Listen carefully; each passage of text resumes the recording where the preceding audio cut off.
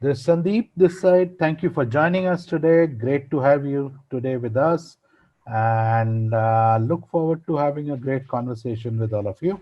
A couple of rules of the game to make it interesting, exciting, this particular journey together. I am putting all of you on a mute with the option that you can unmute yourself. Okay, so at any point in time, you feel the need to ask a question, slow me down. Okay, there are signs which are available.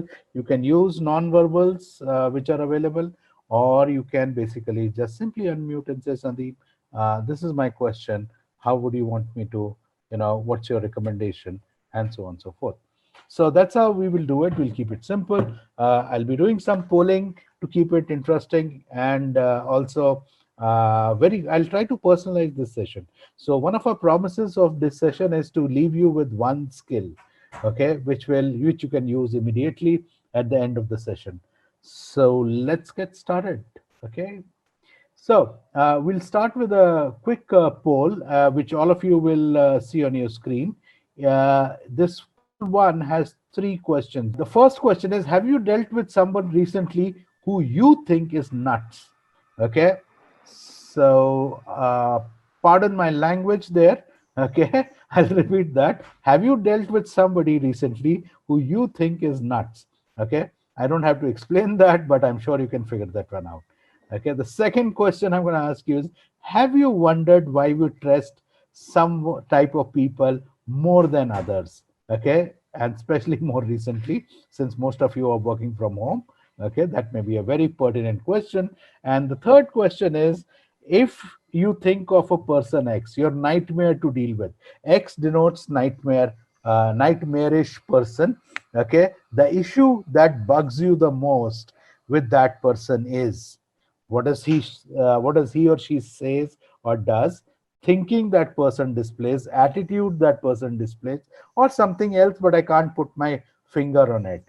Okay, so go ahead, and love to have your answers. I have about 25 people of the 50 on the call who have done that. Go ahead, poll your results. This will help me personalize today's session to to your needs, by the way, and it'll also throw up data as to how, what is the configuration of the challenges this group is facing during the COVID lockdown. Okay, so go ahead. I have about 30 responses now. Don't be shy. Go ahead and put your finger on it, and we will see what is the group configuration. The results will be reported in group. I assure you, your name is not going to be there. Okay, so let's see what is it looking like. So the first question is, have you dealt with somebody recently who you think is nuts? And it's an overwhelming yes. And believe me, we all have some nuts in our lives, personal and professional. Okay. The challenge is if that person happens to be more powerful than us. Okay. That's where the challenge starts. Second question: have you ever wondered, why we trust one type of people more than the others? And that's a pertinent 81% yes. So it's a question which we basically, haunts a lot of us. And the most interesting results is for the question number three. Okay, if I think of a nightmarish person to deal with, the issue that bugs me the most is, what does he say or do, or displays the thinking displayed by the person. And the overwhelming answer is the attitude the person displays. Okay, so just hang on to these three results as we go on our journey today to develop the framework for personal chemistry. Okay, so we have a couple of items in our chat box. Good, thanks for confirming that you can see the poll results as we look at it. So, uh, and therefore, the focus of today's session is to really look at the skill set, the mindset, and the concept that can help us deal with these scenarios more effectively. And that's where we are going to go in terms of that. So our focus today is in understanding not just the communication process. That's the that's a cliched stuff. Okay, the focus of today's session is to look at a model which is much goes beyond communication. Okay, goes into what we call in meta communication, the field of psychology, which is beyond verbal, non-verbal kind of a thing. That is one thing. We all are aware of the consequences of poor communication at the job. There's no rocket science. And okay, okay. Question from Satish is this personal chemistry the one that Deloitte uses internally? I really hope that is the case, but it's not. Satish, the question, but it is similar. The principles of personal chemistry, the models change, but personal chemistry is about influencing and persuasion, and it works. But it works very closely with the Deloitte model, which is being used. I can say that because I work very closely with Deloitte, and that's something which I am very very aware of. So there's a request from Randeep to be louder. I'll do that as I go forward. So please let me know the moment you think my sound is dropping off or I am speaking too fast or too loud. Okay, thanks for your feedback. Let's have fun as we go into this conversation. Okay, so we already know there is a people side to cost of poor communication, there is a business side to cost of poor communication. And when we talk about cost you know of the communication business side, it is loss of business, quality, dollars, failure to achieve goals. On the people side, job dissatisfaction, finger pointing, politics, lack of accountability, and in the final analysis, what we call as attrition. Right. So I'll request anyone to from using annotation. So I'm just disabling annotation tools for the participants. Thank you very much. Okay, so let's go forward. So what we cover in a full workshop, not today's session, but just to give you an idea about, when we run a 6-hour full day program, okay, virtually, by the way, this is a virtual program, which I'm talking about. We look at examining how people communicate or miscommunicate, develop a systematic approach to recognizing how we can be more effective with our customers, with our stakeholders, and also look at ourselves, how we are being perceived, and learn to work beyond communication, which means goal is to look at trust and how do I practice empathy and flexibility in my communication style. The focus is on communication style as we look for it. And also we develop a game plan. Game plan is actually a software that we offer. I'll give you a small demo at the end, okay, which helps us prepare for key and critical interactions before I go. It gives you a simple way to manage your behavior in front of a person. So like example, if you're in Deloitte, you're going to have a value prop session, or you're going to be talking to a partner and you're getting onto a call, and game plan will tell you how you can prepare yourself better to have that conversation with a partner, which can create an impact or on both on the right side and on the wrong side. And and develop a personal action plan to influence somebody directly, and that influence person we will call as Mr. or Miss X. Okay, that's what we cover in the entire workshop, but that's not what we are looking. Today's focus is to look at the concept of personal chemistry, and what works, what does not work. Share one skill to build trust with the person X. Person X is the one who I today find difficult to get along, and obviously try and motivate you to use those skill immediately at the end of the session. So that's our goal for today as we go forward in the process. Okay, so when we think about, I just want to think about, okay, uh, you know uh, what makes it easy for to talk to some people in our life, and what makes it difficult to talk to other people in our life, and so on and so forth. So basically, when we are talking about that kind of a situation, so what is it that there is a difference between the two? And I want you to think about it, or maybe put an answer in the chat box, and you can keep doing that as I go forward. I'm not going to be stopping here. This question to some extent is rhetoric, which means it is easy to understand. And the point here is, and that's the question I asked you in the poll also, and we are going to be going deeper on this one, and that's how we are going to be working. And these are skills which are very on the job skills. You can use them immediately.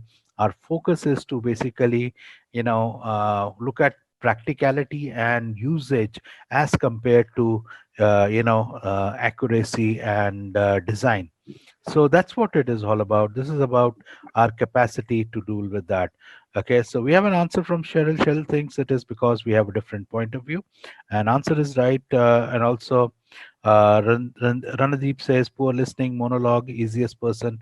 uh, understand because you give a trust to, you have a trust which is there.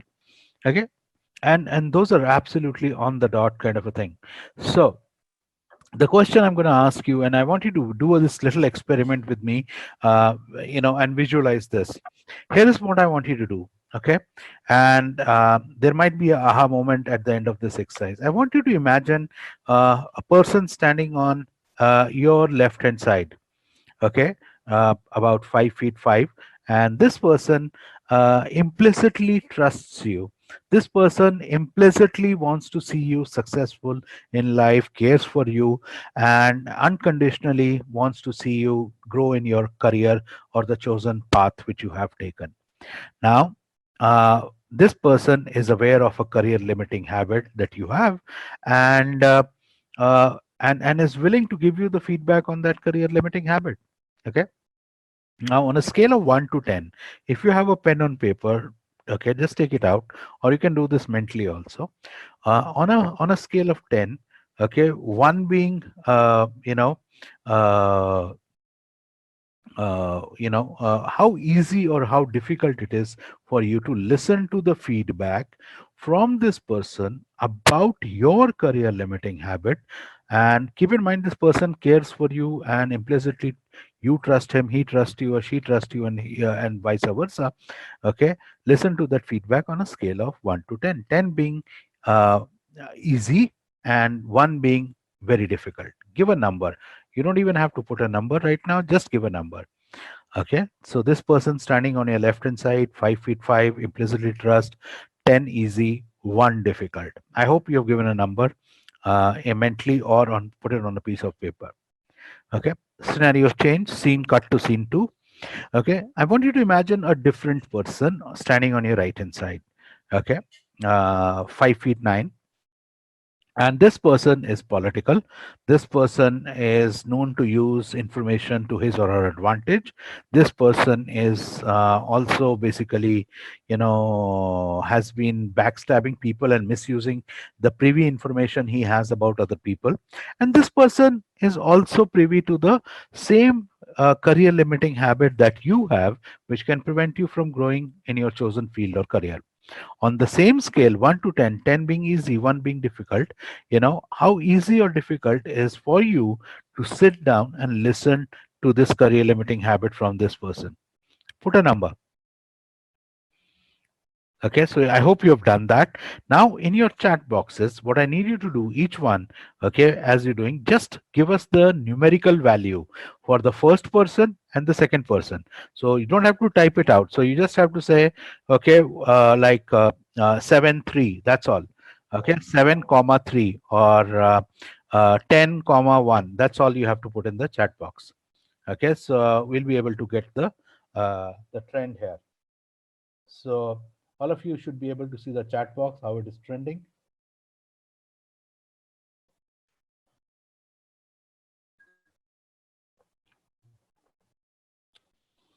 So the trend is, as you can see so far from most of us, it is saying it is much easier to listen to the first person and so difficult to listen to the second person.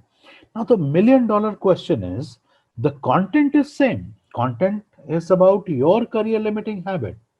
Okay, when the content is the same, the question is, why is it easier to listen to the same content from one person, which is the first person, as compared to the second person?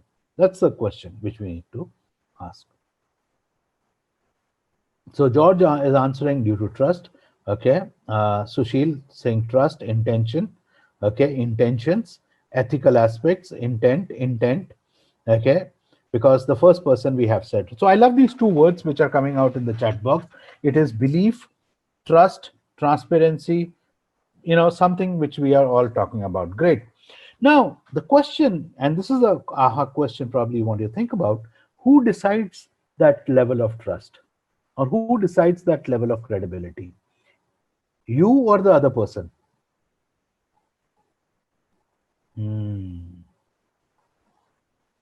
So, in other words, if that is the case, theoretically, which we can talk about, is therefore one conclusion which we all can draw from this little experiment in psychology is that one, it is not the content that matters in communication. Number one. Okay. Number two, it what matters is my trust or intent. Okay, that matters in communication. And basically, therefore, if I can learn to manage the intent and the trust or uh, the belief of the other person and myself, okay, the communication can be much easier in any case as we look at it. And yes, Anand raises a very important question, but does it not depend on my experience with the individual? And totally, it depends on that. That is where the intent comes from, Anand. That is where the trust comes from. Trust is not a it's not a given state. It happens because I've had a exposure with that person or experience with that person over a period of time. Uh, and but what tends to happen, and that's what we're going to talk about in this session, as to how do I learn to manage trust so that, okay, I can deal with the other person, Mr. or Miss X, also in real life. And it's about understanding to how do I accelerate the trust level. So that is our promise. How do I build trust? Because if I have trust, then I can somehow influence my point of view or accept the other person's point of view. And that's where we are going to look at. And that's the question, Kunal, we are going to talk about, okay, briefly in today's session. That's the skill we are going to leave you with. How do you accelerate somebody's trust with somebody? Okay, and that's the whole crux of the today's session, and that's the value which we are going to be adding in the process. So great, I love this conversation. Keep it going, folks, and hope to have basically at the end of the day, and at the end of the day our goal is to reach the goal. Okay, so the trust helps us reach the goal faster, much better, with a better level of respect as we go forward. Like I said, in persona approach that we took, it's a simple, pragmatic, okay, immediate daily application, non-threatening method of working with us. So in other words, we need to basically understand what we call as the trust model. And trust is an accelerator. Let me put it up front for you. Why we need to invest in rebuilding trust? Because trust accelerates most of the stuff. It accelerates problem solving, it accelerates quality of decision making, it accelerates collaboration, it accelerates our quality of results also that we get when we work with other people. Okay, so when we look at trust, at we look at four levels in which one we operate. So let me just take a little deeper down approach of this trust building model of persona.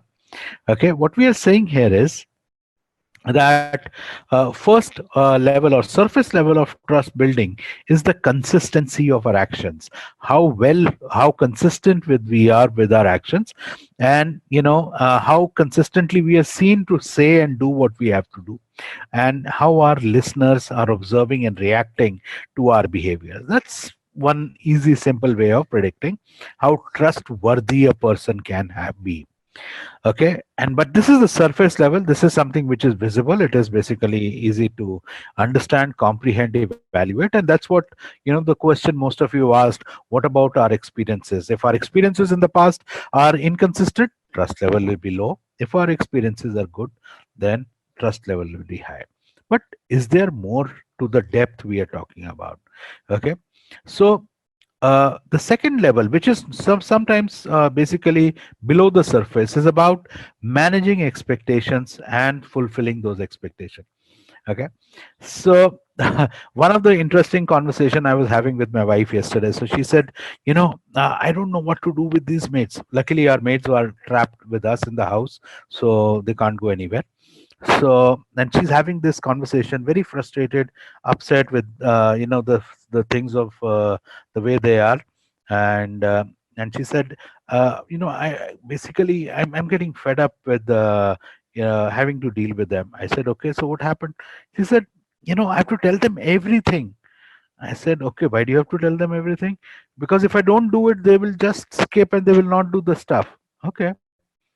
So I said, have you, it seems that you have some expectation about how they should work, not only to the level of accuracy, but seems you have some expectation. You want them to use their mind and brain while doing their daily chores. He said, yeah, they don't have that mind. I said, slow down. Let's go one by.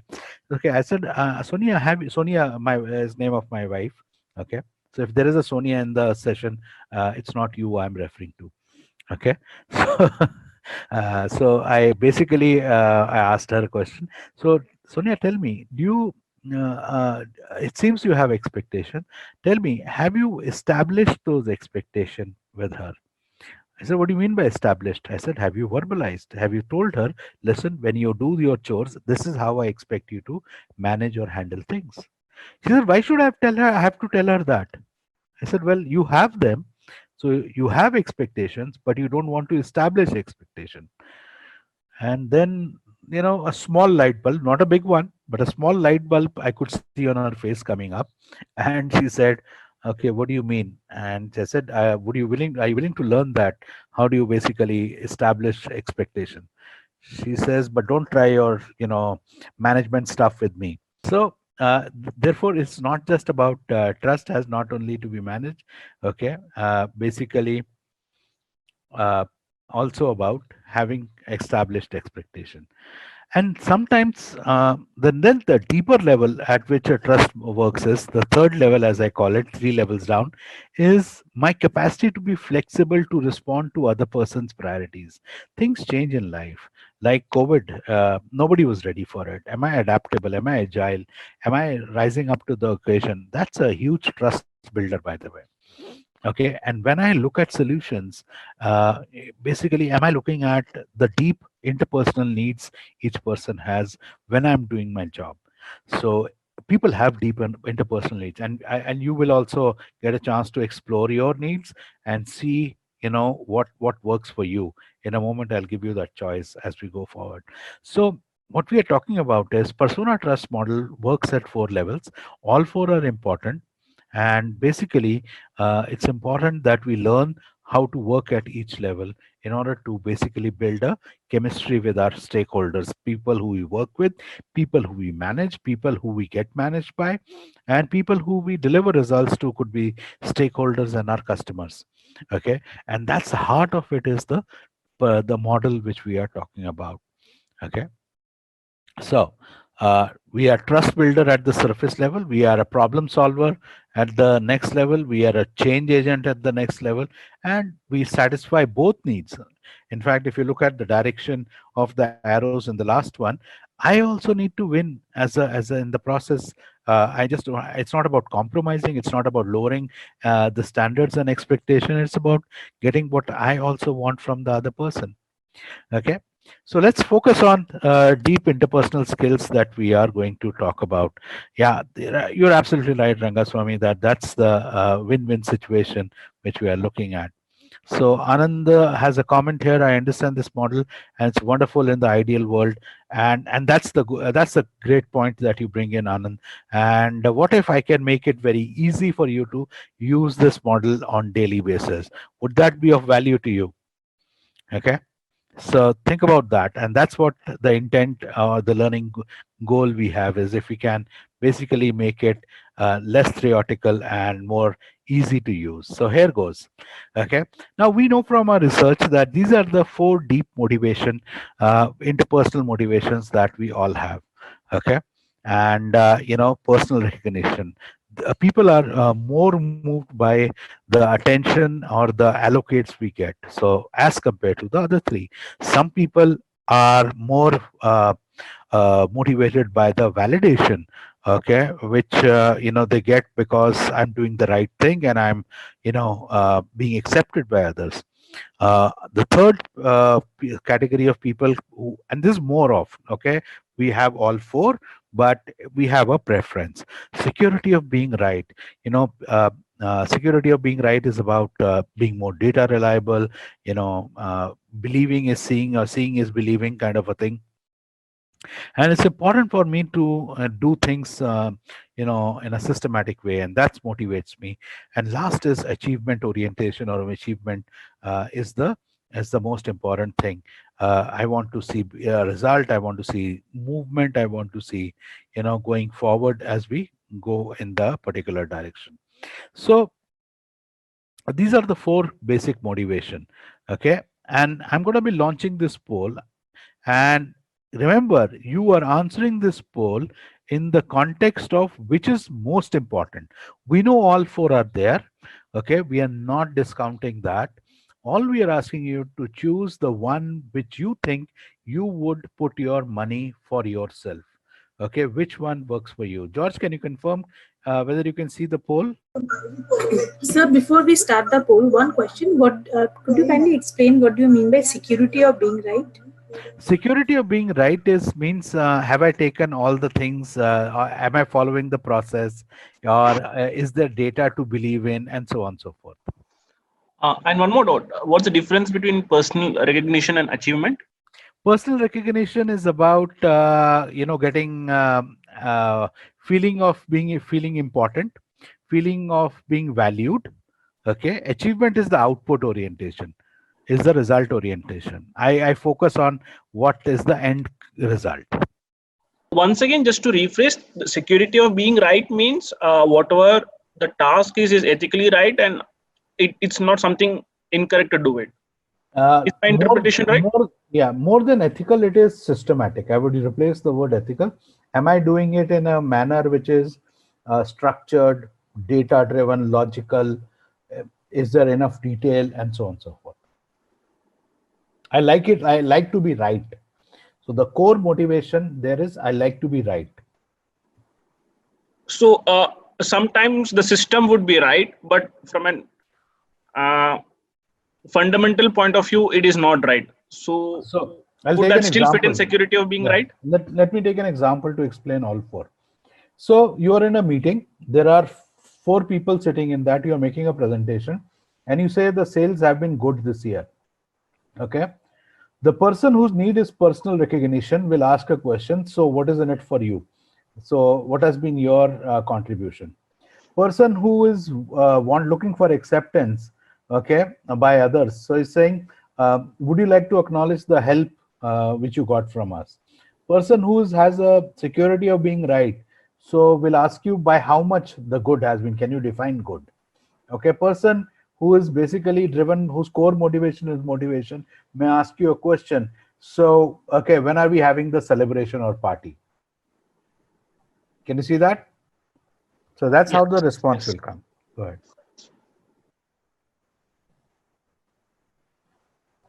I've got 50 out of 74. I'll give you another 10 seconds before I close and I reveal the polls.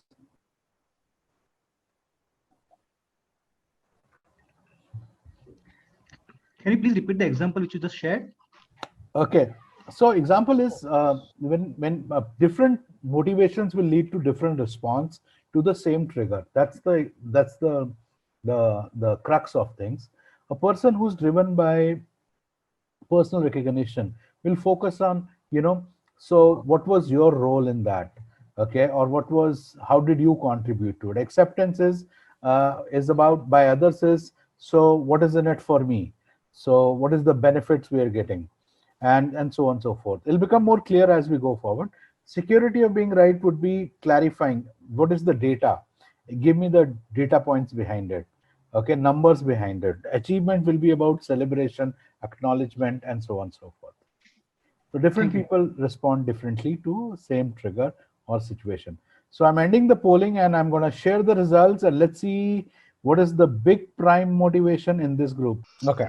So 23% of the people on this group today are motivated by personal recognition. Uh, the biggest chunk is acceptance by others. And the smallest one is security of being right. By the way, that's my motivation also. So I'm in the minority today, and therefore I will have to work harder to deal with all of you. Okay, and achievement is the second on the second pedestal again with the personal recognition. And there's nothing wrong. There's no right. There's no wrong. It's just that who we are. Okay. We value different stuff. And that's why we respond differently to the same triggers as we go forward. Okay. So I've stopped the results. I'll come back to these. Keep these results in mind and will help us customize our progression as we are going to be looking Just at. just a doubt. Sorry if I can ask Go now. ahead, go ahead. Go ahead, absolutely. Go ahead. Why the ethics or the being right was not part of the poll? Is there any specific reason? Because with so much corporate governance going on, sometimes we feel as an individual, we should not be in a situation or doing something wherein we don't answer to us. I mean, we feel we are not doing something right. We feel guilty that that's not the right way, especially in a very controllership sort of roles. So is there any specific reason why that was not part of the pool? Because Yeah, all Anant, others set that's a aside, probably great we need to question. be in an organization where Yeah, the this is highest not standard an of ethics is being kept. Yeah, it's nothing to do with the organization or the current situation. These are four core motivations which every human being can relate to. And research shows that these are based on and I'll quote the research as we go forward. It's based on Dr. Osgood's result that different type of people, it comes from the study of typology, as we call it, have different motivations, more prominent motivations. And Sir, may I therefore, the request you to use question, mic, please? yeah, So we can hear you clearly. thanks, Santosh. So the question is not about this thing, security and standard. Now, the question is when security and standards become important. Okay, how the four people will respond to that. Okay, person who is more driven by, let's say, the need for being correct will look at the problem or the situation based on data. The person who is looking for acceptance will say, what is my role in this, how can I contribute? So our response to the situation at a subconscious level will be driven by what is my core motivation. So that is how the motivation happens, and that's where it comes from. So situations will come and go. The question we are asking is, in the same situation, will different people, depending on their motivation, what will their response be? And all of them are right in the process. And therefore, the problem here is, so imagine the two people. One person is focusing on, let's say, is driven by motivation of achievement and contribution, vis-a-vis a person driven by achievement of data or number. And because it is the being right is the prime motivation, and if that is the prime motivation, then there is a normal conflict baked into the the very basic needs, the deep level, the level four, which we described at the persona trust model. And that is, and it's very common and very similar, Adit, you're absolutely right, to the disk model. And disk also, it's about it talks about the similar process. So yeah, all these models, absolutely, Sushil, are based on Carl Jung's theory. Carl Jung boxed people, but we are not boxing or labeling people. That is the slight difference which is there. And all of you are right in that context. So what we have done is made it practical, made it easy, made it functional as we go forward. So let's have some fun here. Okay, and you will see a name coming up on the screen, and in the chat box I want you to write the first word that comes to your mind. Okay, so that's the name which will appear on the screen. Okay, so get ready. That is the name which is on the screen. All of you can see that. Okay, whatever the first word to describe this person comes in your mind, write that in the chat box. So inspirational, authoritative, thoughtful leader, communicator, courageous, change maker, guru, world leader, leader, perceptive,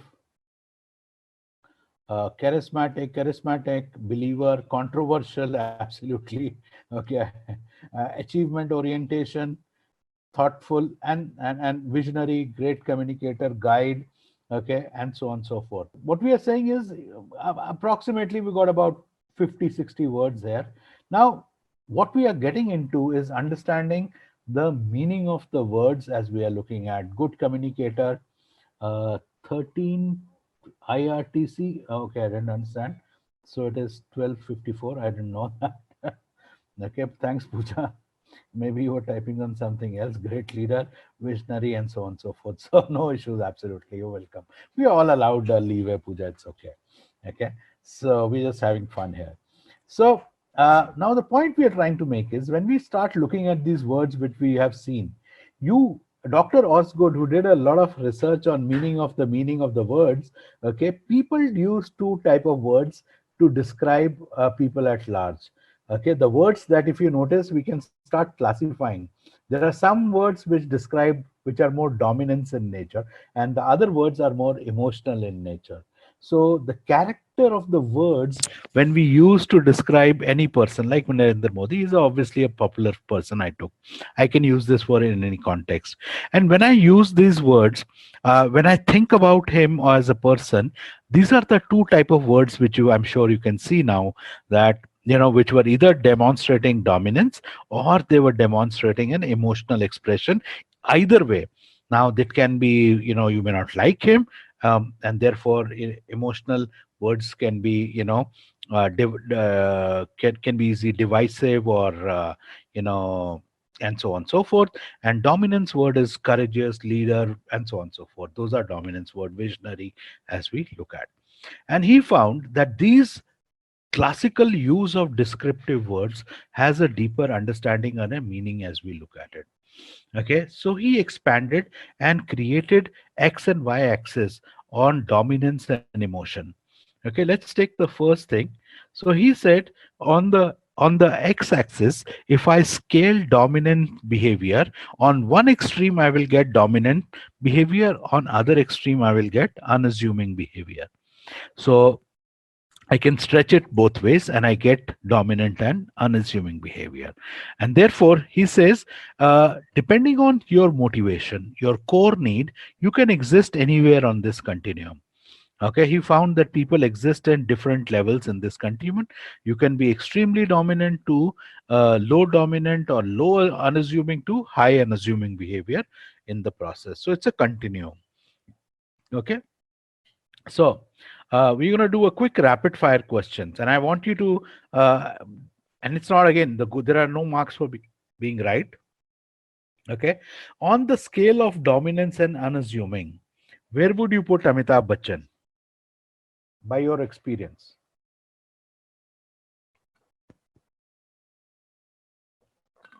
My guess is more on the dominant scale. Somebody may put him on the extreme end of dominance. Somebody could be putting him in middle one. Okay, Amol Palekar. I'm just making an assumption you know who's Amol Palekar. Okay, some of you may not have seen him because you were born after he quit the movies. Okay, and if you don't know Amol Palekar, somebody who you can all relate to is Sachin Tendulkar, maybe more on the unassuming side. Now, this is a googly. Okay, Amir Khan. Where would you put Amir Khan?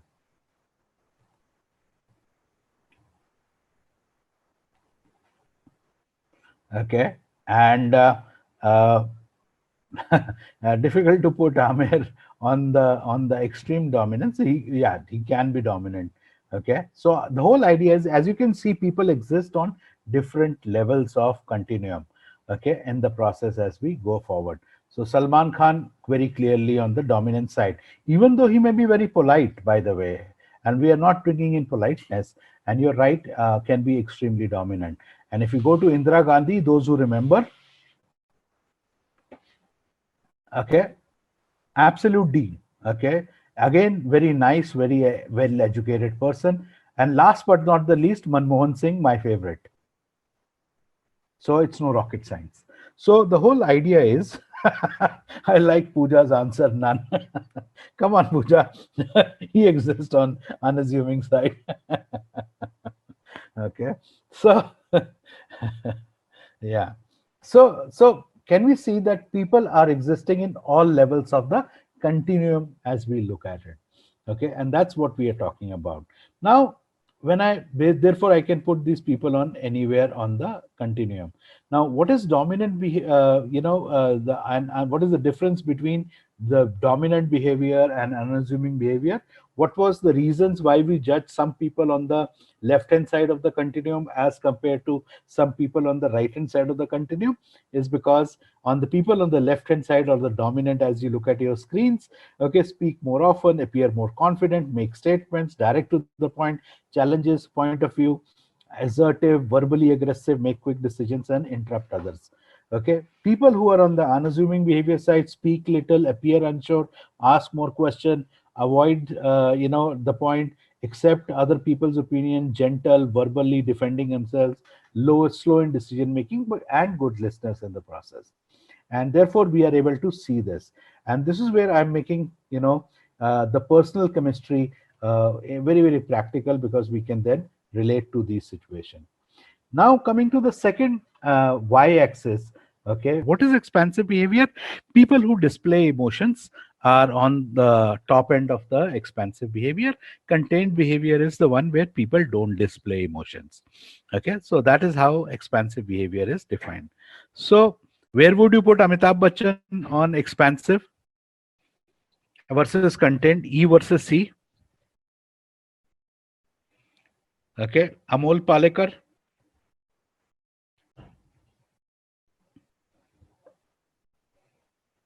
Like Randeep's idea, no idea, I've not seen him. Okay, Sachin Tendulkar.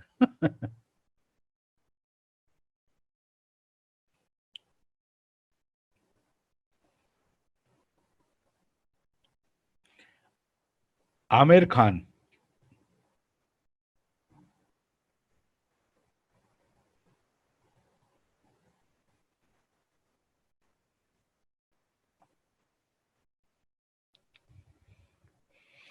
And so on and so forth. So I'm sure you get the picture. So people can be all over, and there can be, so I'm not going through the rest of the list, but you get the idea, okay, that people can be all over the place. So the difference between what we call as expansive behavior is that expansive behavior, people come across as more open, people oriented, they project warmth, they have wide gestures, spontaneous, show emotion, expressive, and so on and so forth. And of course, they are facial expression.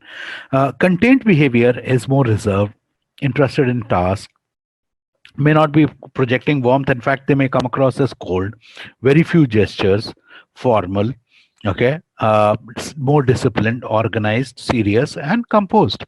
So these are how those behavior projections happen, depending on which side of the expansion you are on, or the what your perception of the other person is.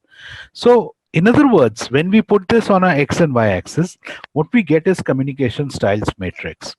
Okay, we get basically four styles. The first style is what we call as promoting style, is called as expansive and dominant. Okay, which means I like to speak my mind, I like to put my point across, I want people to listen to me, and I also basically have show my emotions, and have no problem in displaying displeasure or happiness on my face.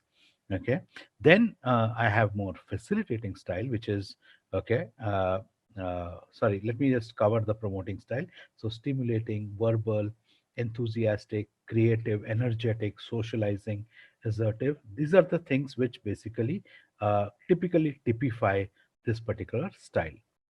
Okay, then comes the facilitating, which is expansive and unassuming, which means there is a humility in this. Okay, there is softness in this, and I also show my feelings. Okay, I am warm, comfortable with the other people. That's what we call as facilitating style. So caring, nice person, sensitive, friendly, helpful, trusting, cooperative, that's what we call as facilitating style.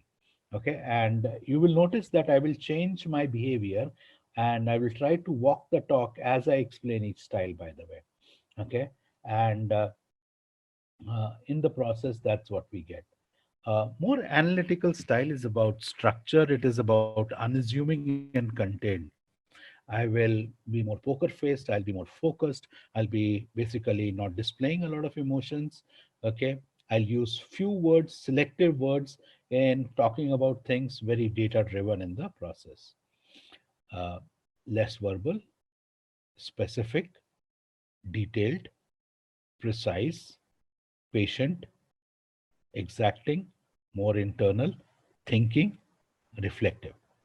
Okay, and that's the because I am more unassuming and contained because I am not displaying my emotions a lot, right? And the fourth style is dominant and contained. We call it controlling. Okay, what does that mean? It means determined, direct, result oriented, money oriented, time conscious, result conscious, immediate return, winning, and to an extent impatient. Okay, so that style we call it as more as controlling style. So all four styles are have a typifying behavior, and all are right. There's nothing right and wrong in the process when we look at it in the process. So what does that mean? It means that we need to be able to find where we are. Okay, so to do that, I want you to draw this on your piece of paper in front of you and do what we call as back at the hand style analysis, as you can see on the screen. So decide where you are on the x-axis and decide where Just go you back think. with the earlier slide so that we can then do the exercise. It will be easy to. Oh, okay. Oh, I'm sure. Like you did the exercise for Salman Khan, Amitabh Bachchan. You have to Yeah. do it that way. It'll be easier for you. Those words can be confusing. Don't worry about that. Okay, okay. Okay. So think of yourself, Abhijit Puri. Okay. Uh, does Abhijit Puri most often displays emotion or does not display emotion? Then Okay, if you say Abhijit Puri displays emotion, then the next question is how much? Intermediate, always, not always. So you will get put a cross mark on where that is coming from. Similarly, sure. you can put ask, is Abhijit Puri more dominant, more unassuming? You may say unassuming. And how unassuming? Extremely unassuming, moderate, or less. Therefore you'll get a put and then see where those two lines meet. It will tell you which style you are. It's a simple technique. And by the way, you'll get a chance to validate your awareness in a moment. You'll get to see how self-aware you are. And it's a backup. By the way, in a full program, we actually run the assessment. So you actually have a report.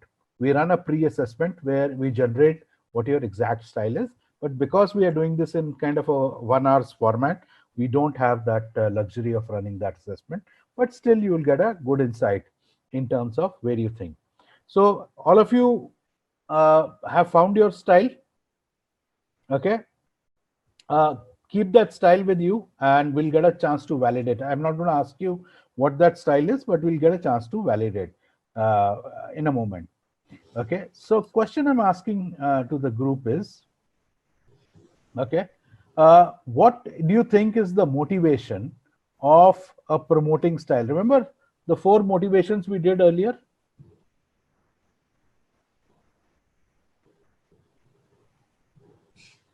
I'll take you back, okay, so that you can remember.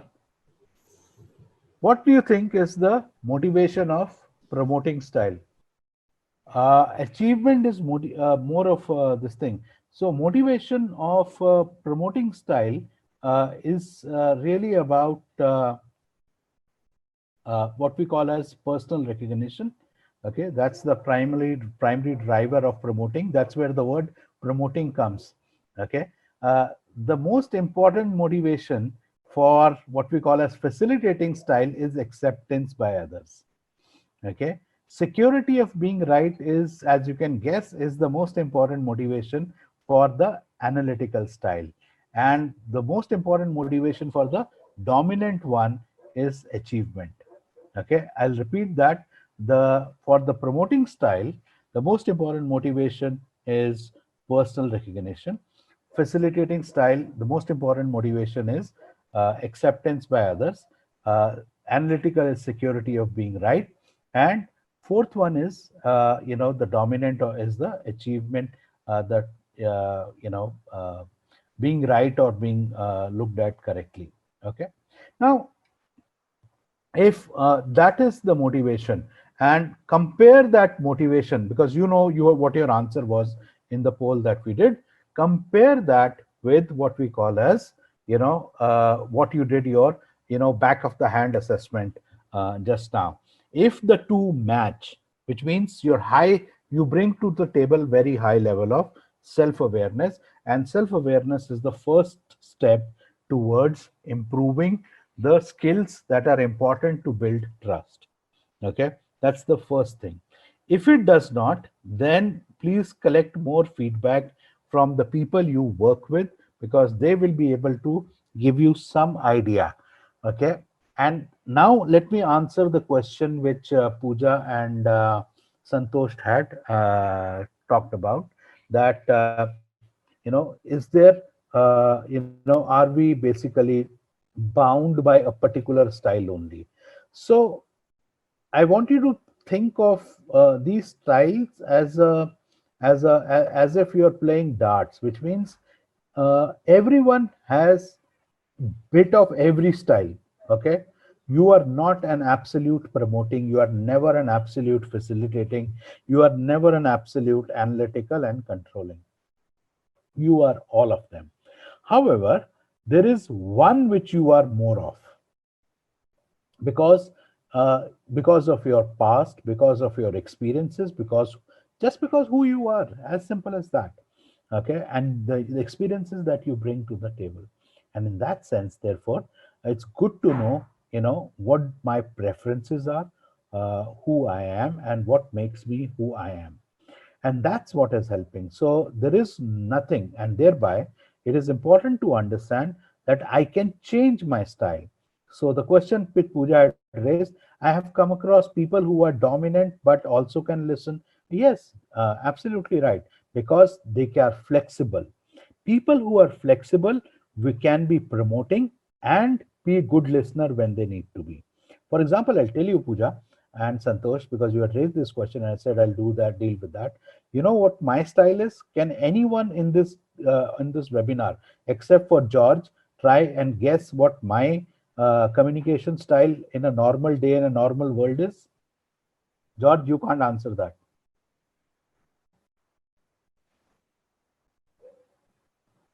Yeah. Okay. Let me shock all of you that okay, and Naveen, you were also barred from that, by the way. Okay. My actual style is analytical, but can you see, it is not easy to guess that I'm analytical. In fact, I'm people who I work with, my colleagues know me to be very analytical. It's very important for me to be right, and therefore when I prepare for any session like this, I spend more time preparing for it, because I believe it has to work seamlessly the way it should happen in any class. Because I was upset and angry and frustrated yesterday night, because I did not have the data I need to prepare for this particular webinar today, and I was working till night 9 o'clock to get it right from some of my colleagues. And my wife was getting angry with me. She said, "Come on, you can do it. You get up early in the morning. You have all the time in the world to do it." And I said, "No, no, I must finish this before I go to sleep. Otherwise, I'll not sleep well." And therefore, it's extremely important for me to be right. But I also, if I am flexible, I can be dominant. I can express my feelings. I can basically, be kind. I can give positive affirmation to people when they ask questions. I can slow down. I can be humble. And that is important to develop what we typically call as flexibility. The golden principle of building trust, okay, normally say, treat others as you want to be treated. The platinum principle of building trust is treat others the way they want to be treated. So that is why I ran the poll, because my job as a facilitator is to treat you the way you want to be treated, not the way I think I would be treated on the webinar. And that's an important principle for all of us to think about, and that builds trust rapidly. The goal is not to just build trust, the question is, can I build trust rapidly? And that's what is the promise or the deliverable that we bring to you through this particular process. Okay. So let's Um, go I ahead. have one question. Go ahead, Garima. This is Well, Garima. yeah, So in security of being right, can there be a possibility wherein I state that what is according to me right is a right, rather than, I understand that, we are talking about analytics here, but then there could also be a possibility that there are a lot of people who have their own self assumptions and they feel that this is the only right they can do and others are wrong. What kind of behavior or possibly a personality that would be? yeah, that is more dominant actually, Garima, because Okay. dominant people have tendency to take a position that there is only one right and I will define that right. Analytical people will say, where is the data? Where is the information? Okay, so that I can believe what you are saying and so on and so forth. Okay, that's what the position is, and therefore each style has a drawback while it has strengths. Okay, a Mm-hmm. promoting style can become arrogant, a dominant style can become rigid, analytical stand can become a nitpicker and a data bound, facilitative stand can become too accommodative and compromise on results. Each style has a drawback also, and therefore we not only be aware of our this thing, we should also know, therefore, not to become too much of who we are, and that we can become a challenge in the long run. But it's a great question. Thanks for asking that, Garima. Thank you. I have one more question. Go ahead. So the people who are like great leaders, in our industry, what kind of people they are mostly? uh, People who are flexible, Okay. adaptive. uh, so it doesn't matter what your style is, and I never tell people to try to ape somebody or become somebody who you will be uncomfortable, because you cannot be who you are not. So the question is, don't try to become somebody who you will never be. Be yourself. You are your best version. All you need to do is learn to be adaptable and flexible, so that when you are dealing with the person. I was talking to somebody and said, somebody was quoting to me the other day, quality of Anand Mahindra. You know Anand Mahindra, right? Mm-hmm. This person said, Sandeep, do you know he never admonishes anyone? He never even gives the critical feedback. So I asked him, what does he do? So he says, he'll politely say that, tell me, how can you improve this? Okay. So if he has a critical feedback, he says the extent of his critical feedback will be, he will simply put it back to the person and say, what can you do to make it more different and more effective? What a nice way of putting it back to the other person. Can you see? Can you tell me what style he's using? Uh, More facilitating. Absolutely, bang Facilitating. on. Absolutely, facilitative style. That's a beautiful example of a facilitative style. But And then it. Go okay, ahead. okay. Go ahead. Go ahead. Go ahead. So in this, if in opposite to dominant, you have assuring. You they don't know how they will react.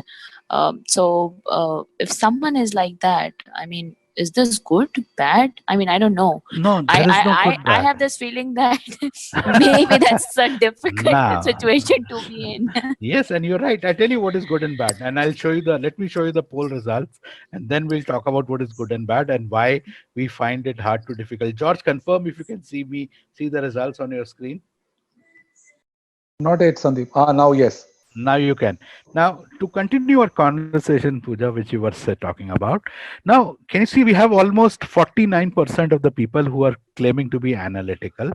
And imagine this analytical people have to deal with who are on the opposite end, promoting. Okay. The promoting Mm. person values or the need is something else, which is almost opposite to the need of that of a analytical one. So conflict or the problem is baked into the nature of the style. And if I am analytical, I will find, in absence of trust, by the way, promoting person as superfluous, arrogant, self-promoting. Can you see? And Yeah. similarly, facilitating person who's very warm natured, kind, caring, humble, when has to deal with the dominant person, may find the dominant person as arrogant, SOB, and so on and so forth.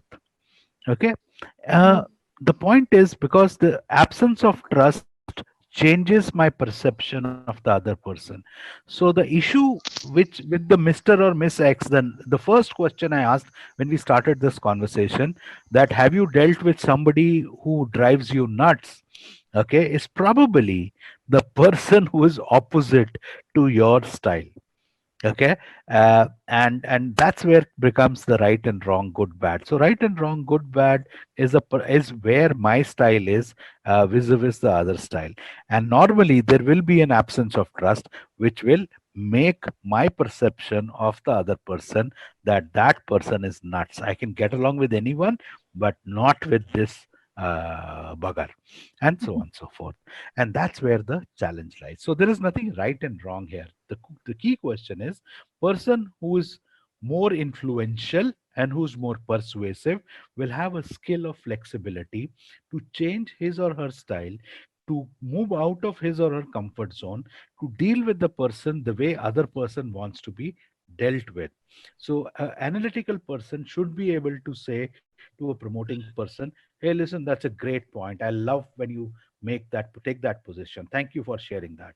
And if I don't develop that skill and that flexibility, uh, it'll just not work. Thank you. Thank you. That makes a lot of sense. Especially when I see my scores, I'm the lowest in both of this. You don't have to reveal it. We're not going to ask you. That's okay. Okay. I'm just, I mean, I'm in the minority in both the polls. Oh God. Okay. So thanks for sharing that and being vulnerable. So the point we are saying is, the skill I said is flexibility is key to resolving the conflict, not about just changing your style. You don't have to change your style. You are your best version. Okay. And it is basically making sure that you can bake that into the process. And before I start wrapping up, basically we say all styles are good. Okay. Like I said, personal recognition is important for promoting style, facilitating style, personal motivation or the acceptance by others is very important. Analytical security in being right with correct information is very important. And achievement and demonstration of results is very important for a controlling style. All styles are good. Okay, they bring basically, and therefore, if you have to change yourself, what behaviors you need to demonstrate.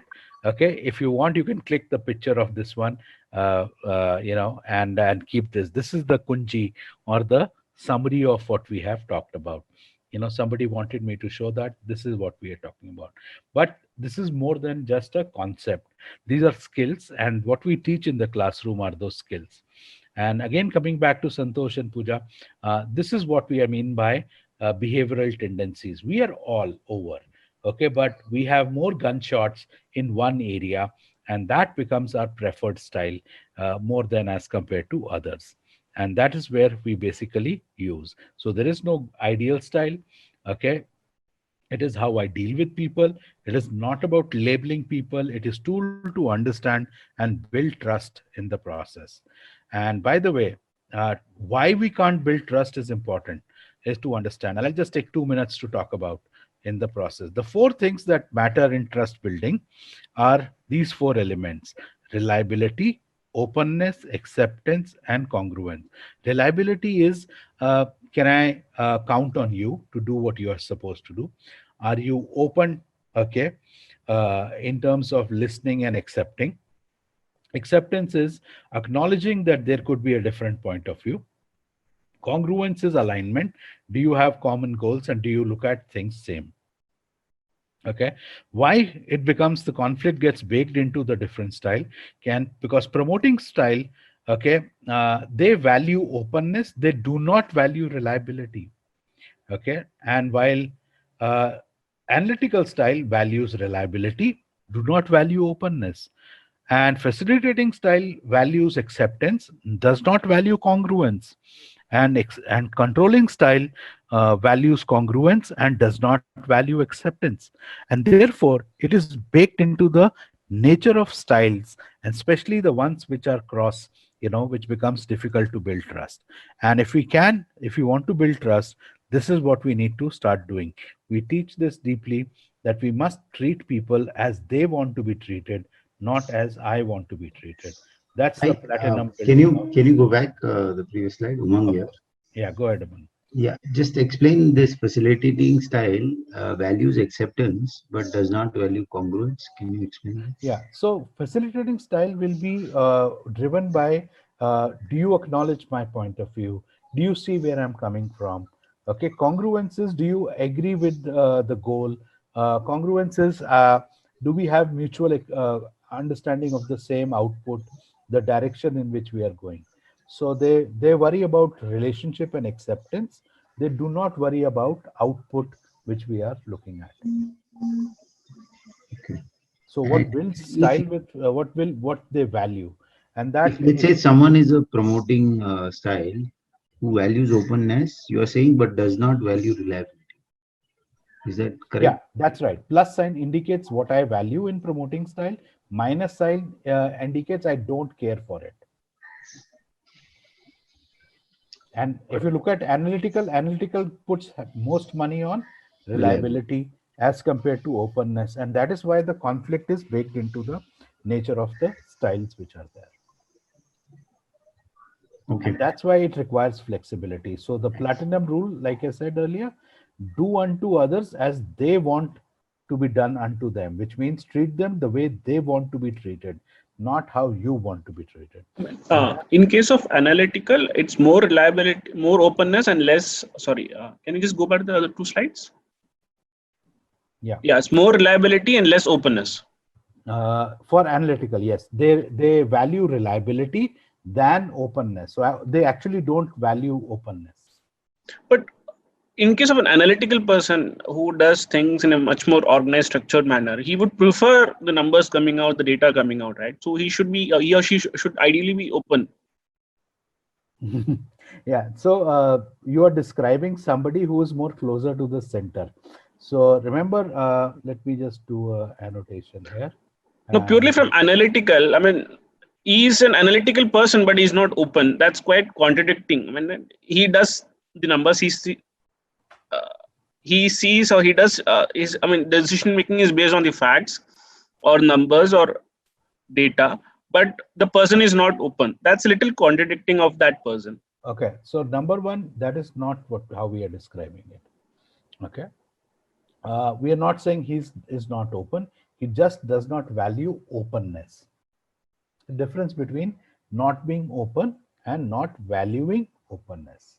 There's a difference there. Number one.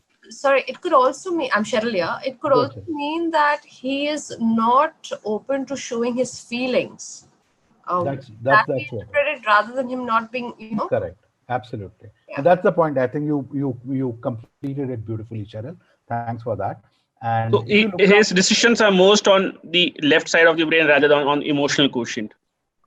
No, don't go there. That's too much of inferencing. Here is what the model is. Have you noticed on the y-axis, can you see shows feeling? Demonstrates feeling? Expansive? Yeah. Okay. Yes. And dominant is dominant. So dominant plus demonstration of feeling. Okay, that is where the value of openness. So my daughter, eldest daughter, she's a promoting type of a person. She values. So the expression she will have is, Dad, whatever you have to say, can you say it openly? Can you not, if you don't like something, will you like to say what you don't like? And I'm on the opposite end. So I'll say, yeah, I'll let you know when I think I don't agree with you. But why are you pushing me? Can you see that? Yeah. So it is not being open. So don't remove the ness part of the open out of the word. And it is not about being open. It is about expression. Openness here links to expression, because that if you look at the y-axis, it is demonstration of feeling versus contained. Yeah. May I also add over here? Go ahead. Right. So with analytical, I mean, I remember the first, the initial slides that you had shared of the traits and all. So with that, there was one important thing that was mentioned over there, that was internal. So, like we have extrovert and introvert. So, for what I understand is, please correct me if I'm wrong, is that a person who is analytical is because he is more of an introvert. So obviously he's less expressive, right? That's And right. when he comes across people who are promoting or who are expressive, so obviously he is there as a spectator, he or she, but there isn't much reaction or there isn't much acceptance when it comes. So for example, a person who's really open comes up and expresses, this happened, that happened, this everything, and the person will patiently listen but seldom react, or maybe very minimum react. Maybe am I right in understanding that? Pretty much. That's what we are saying, and that's what we're talking about. So, last poll. We are running out of time, and I know a lot of you are going. So go ahead and answer this. I'm going to be doing a sort kind of a hard stop. George, can you confirm if you can see the poll? Yes. Okay, thank you. So this is the last poll we want you to do. And while you are polling these numbers, okay, thank you for joining us today. Really appreciate. I hope it was a session that you liked and there is value in it. And we'll be happy to talk to you and look forward to having you. We go into a lot of depth with the assessment. And by the way, when you do a full program, you get the app, the online app, which will allow you to prepare for your interactions. Just before the interaction, answer 10 questions, bingo. The app will throw the strategy to deal with that person, and you are good to go. That app is called as game planning. We'll be happy to, it is part of the deal when you enroll for the complete program. Okay. So thank you for being there. I just got about 30 responses. Do share your responses, uh, you know, uh, and it's okay, whatever the response is.